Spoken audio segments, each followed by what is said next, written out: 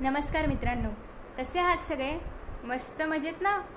S class education bye सुहानीमध्ये आपले सर्वांचं मनापासून स्वागत आहे. मित्रांनो, आज आपण पाहतोय इयत्ता 10वी इतिहास पाठ 2 इतिहास लेखन भारतीय परंपरा या पाठाचा संपूर्ण स्वाध्याय. या आधीच्या व्हिडिओमध्ये आपण हा संपूर्ण पाठ त्याचबरोबर पहिल्या पाठाचा संपूर्ण स्वाध्याय पाहिलेला आहे. आय होप तुम्ही तो व्हिडिओ पाहिला असेल. जर तुम्ही तो व्हिडिओ पाहिला नसेल तर या ठिकाणी एक छोटासा आयकॉन आहे, त्यावर क्लिक करून तुम्ही पूर्ण प्लेलिस्ट पाहू शकता. त्याच्यामध्ये तुम्हाला इतिहासाबद्दलचे सर्व धडे आणि त्याचबरोबर स्वाध्यायही पाहायला मिळतील. ओके.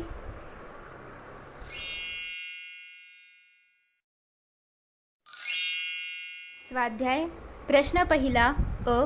दिलेल्या पर्यायांपैकी योग्य पर्याय निवडून विधाने पूर्ण करा. पहिला आहे, भारतीय पुरातत्व सर्वेक्षण खात्याचे पहिले सरसंचालक टिंबटिंब हे होते. या ठिकाणी या प्रश्नाचं उत्तर आहे पर्याय अ, अलेक्झांडर कॅनिंगहॅम.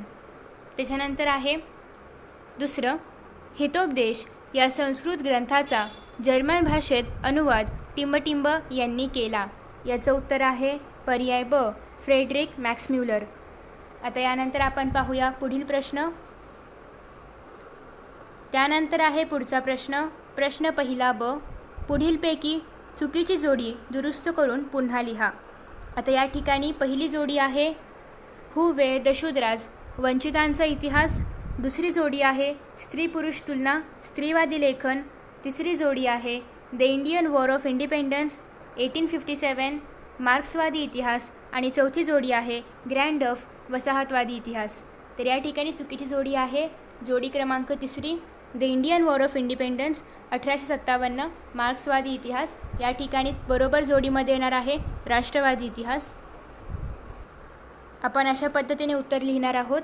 उत्तर चुकीची जोडी the Indian war of independence 1857 मार्क्सवादी इतिहास आणि दुरुस्त केलेली योग्य जोडी the Indian war of independence 1857 राष्ट्रवादी इतिहास. आता यानंतर आपण पाहूया पुढील प्रश्न. त्यानंतर आहे प्रश्न दुसरा, पुढील विधाने सकारण स्पष्ट करा. त्यामध्ये आहे पहिलं, प्रादेशिक इतिहास लेखनाला चालना मिळाली. याचं उत्तर आपण बघूया. उत्तर पहिला पॉईंट, इंग्रजी शिक्षणाने भारतीयांत निर्माण झालेल्या आत्मजाणीवेने राष्ट्रवादी इतिहास लेखनास प्रवृत्त केले. दुसरा पॉईंट, ब्रिटिश अधिकाऱ्यांनी लिहिलेल्या भारताच्या पूर्वग्रहदूषित इतिहासाला भारताच्या विविध प्रांतांतील इतिहास लेखकांनी विरोध केला. तिसरा आहे, आपल्या प्रादेशिक वैशिष्ट्यांकडे इतिहासकारांचे लक्ष वेधले गेले. आणि चौथं आहे, राष्ट्रवादी इतिहास लेखनाचा प्रभाव होताच त्यातून प्रादेशिक इतिहास लेखनाला चालना मिळाली.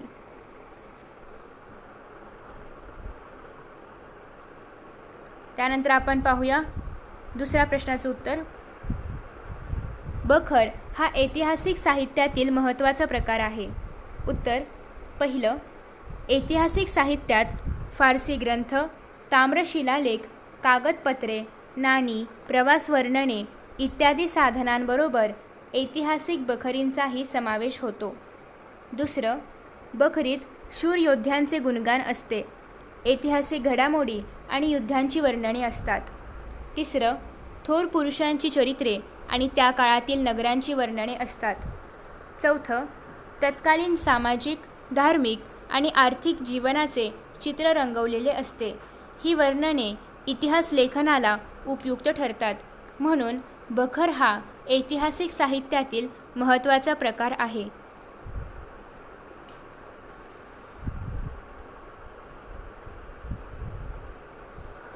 आता यानंतर आपण पाहूया पुढील प्रश्न.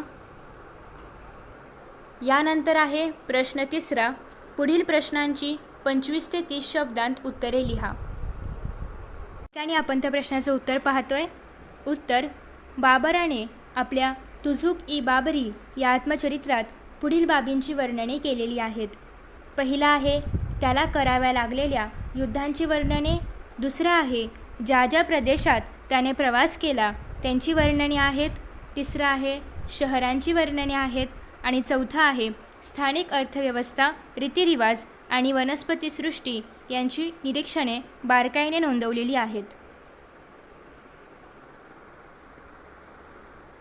यानंतर आहे दुसरं, राष्ट्रवादी इतिहास लेखनात स्वतंत्रवीर सावरकरांचे योगदान कोणते? उत्तर, स्वतंत्रवीर सावरकरांनी केलेले सर्वच लिखाण राष्ट्रवादी विचारांनी भरलेले होते. त्यांचे राष्ट्रवादी इतिहास लेखनातील योगदान पुढीलप्रमाणे. पहिला पॉईंट, 1857 साली भारतात झालेल्या बंडाकडे त्यांनी ब्रिटिशांविरुद्ध केलेला तो पहिला स्वतंत्र संग्राम या दृष्टीने पाहिले व त्यावर 1857चे स्वतंत्र समर असे पुस्तक लिहिले. दुसरा पॉईंट, त्यांच्या या आणि अन्य ग्रंथांमुळे राष्ट्रवादी इतिहास लेखनाला प्रेरणा मिळाली. तिसरा पॉईंट, प्रादेशिक इतिहास लिहिण्यालाही चालना मिळाली. चौथा पॉईंट, दक्षिण भारताच्या इतिहासाकडे इतिहासकारांचे स्वतंत्रपणे लक्ष वेधले गेले. अशा पद्धतीचे हे उत्तर आहे. यानंतर आपण पाहूया पुढचा प्रश्न. यानंतर आहे प्रश्न चौथा. पुढील प्रश्नांची सविस्तर उत्तरे लिहा. त्यातील पहिला आहे, मार्क्सवादी इतिहास लेखन म्हणजे काय? उत्तर, स्वातंत्र्योत्तर काळात भारतीय इतिहास लेखनात जे नवे वैचारिक प्रवाह आढळून येतात त्यात मार्क्सवादी इतिहास लेखन हा एक प्रमुख प्रवाह आहे. पहिलं, मार्क्सवादात वर्गसंघर्षावर भर दिलेला आहे. मार्क्सच्या विचारांवर आधारित जे इतिहास लेखन केले गेले त्याला मार्क्सवादी इतिहास लेखन असे म्हणतात. दुसरा पॉईंट, मार्क्सवादी इतिहास लेखनात आर्थिक व्यवस्थेतील उत्पादनाची साधने, पद्धती आणि उत्पादनाच्या प्रक्रियेतील मानवी संबंध यांचा प्रामुख्याने विचार केलेला आहे. प्रत्येक सामाजिक घटनेचा सर्वसामान्य लोकांवर काय परिणाम होतो याचे विश्लेषण करणे हे मार्क्सवादी इतिहास लेखनाचे मुख्य सूत्र आहे. मार्क्सवादी इतिहासकारांनी जाती व्यवस्थेत होत गेलेल्या बदलांचा अभ्यास केला. भारतातही या पद्धतीचा अवलंब कोसंबी, शरद पाटील इत्यादींनी आपल्या इतिहास लेखनात प्रभावीपणे केलेला दिसून येतो.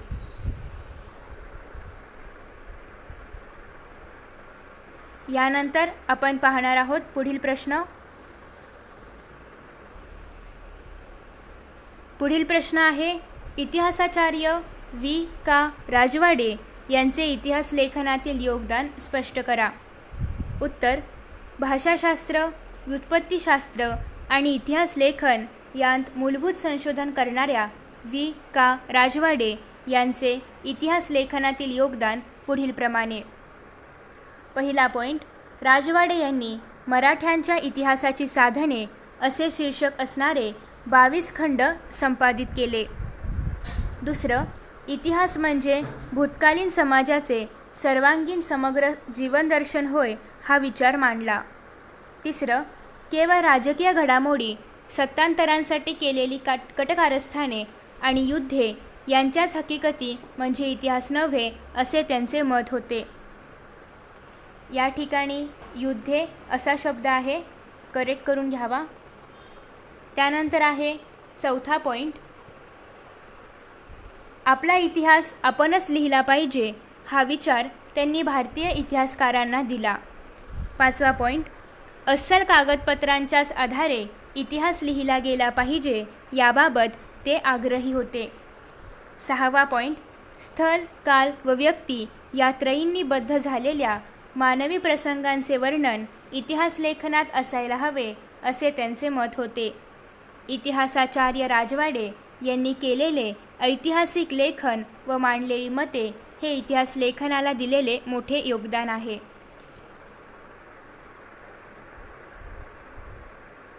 आता यानंतर आपण पाहूया पुढील प्रश्न. यानंतर आहे प्रश्न 5वा अ. पुढील तक्ता पूर्ण करा. या ठिकाणी या व्हिडिओमध्ये हा तक्ता पूर्ण केलेला आहे. पहिला आहे James Mill, the history of British India. दुसरा आहे James Grant Duff, a history of the Marathas. तिसरा आहे Mount Stuart Elphinstone, the history of India. चौथा आहे Shripad Amrit Dange, primitive communism to slavery. आणि पाचवा आहे doctor Babasaheb Ambedkar who were the Shudras. यानंतर आपण पाहूया प्रश्न 5वा ब. पुढील संकल्पनाचित्र पूर्ण करा. आता पूर्ण असलेले संकल्पनाचित्र आपण पाहूया. आता या ठिकाणी तुम्ही पाहू शकता इथे रिकामी जागा कुठे आहे त्याला आपण आधी मार्क करून घेऊया. तर या ठिकाणी इथे रिकामी जागा आहे, त्याचबरोबर या ठिकाणी रिकामी जागा आहे, त्यानंतर इथे रिकामी जागा आहे, त्याचबरोबर इथे पण रिकामी जागा आहे. ओके. सो आता इथे आपण याची उत्तरं पाहूया. पहिला कॉलम आहे इतिहास लेखनाचा हेतू, जियाउद्दीन बर्नी, तारिक ई फिरोजशाही. त्याच्यानंतर आपण पाहूया दुसरं, बाबरला कराव्या लागलेल्या युद्धांची वर्णने, बाबर. त्याचबरोबर त्या ग्रंथाचं नाव आहे तुझुक ई बाबरी. त्याच्यानंतर आहे काश्मीरचा इतिहास, कलहन, राजतरंगिणी. आणि त्यानंतर आहे छत्रपती शिवाजी महाराजांच्या कारकिर्दीची माहिती. त्याचं उत्तर आहे सभासद बखर आणि मधलं आहे कृष्णाजी अनंत सभासद. ओके. आता यानंतर सर्वात शेवटचा प्रश्न आहे प्रश्न 6वा. पुढील संकल्पना स्पष्ट करा. त्यामध्ये पहिला आहे प्राच्यवादी इतिहास लेखन, दुसरा आहे राष्ट्रवादी इतिहास लेखन आणि तिसरा आहे वंचितांचा इतिहास. आता आपण या सर्वांची उत्तरे पाहूया. पहिला आहे प्राच्यवादी इतिहास लेखन. उत्तर पहिलं, 18व्या शतकाच्या उत्तरार्धात युरोपातील अभ्यासकांमध्ये पूर्वेकडील संस्कृती आणि देश यांच्याबद्दल कुतूहल निर्माण झाले.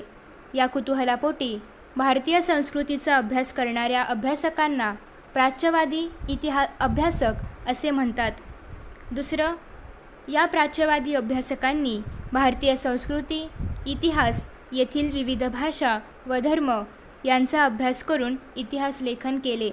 या लेखनाला प्राच्यवादी इतिहास लेखन असे म्हणतात. या प्राच्यवादी अभ्यासकात छुपी साम्राज्यवादी वृत्ती दडलेली असल्याने त्यांनी पूर्वग्रहदूषित दृष्टिकोन ठेवूनच भारताच्या इतिहासाचे लेखन केले.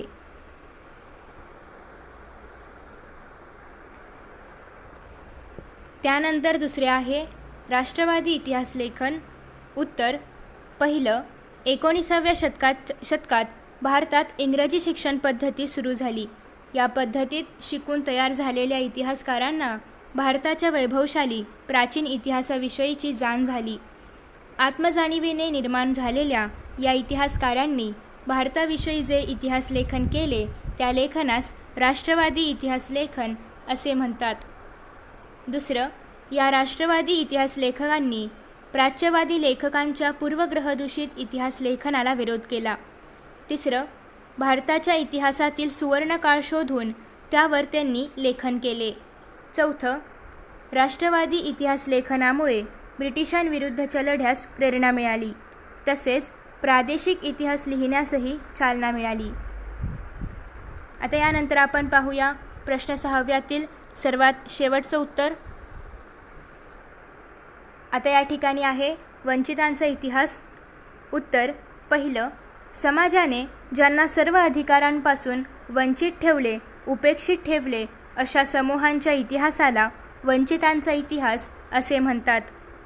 दुसरं, मार्क्सवादी इतिहास लेखनाच्या परंपरेतून वंचितांचा इतिहास लिहिण्याची परंपरा सुरू झाली. तिसरं, इटालियन तत्त्वज्ञ अँटोनियो ग्रामची याने इतिहास लेखनाची सुरुवात समाजाच्या तळाशी असलेल्या सर्वसामान्य लोकांपासून करण्याची कल्पना मांडली. चौथं, भारतात महात्मा फुले व डॉक्टर आंबेडकर यांच्या लेखनात वंचितांच्या इतिहासाचा विचार दिसून येतो. लोकपरंपरा हे वंचितांच्या इतिहास लेखनाचे एक महत्त्वाचे साधन मानले जाते.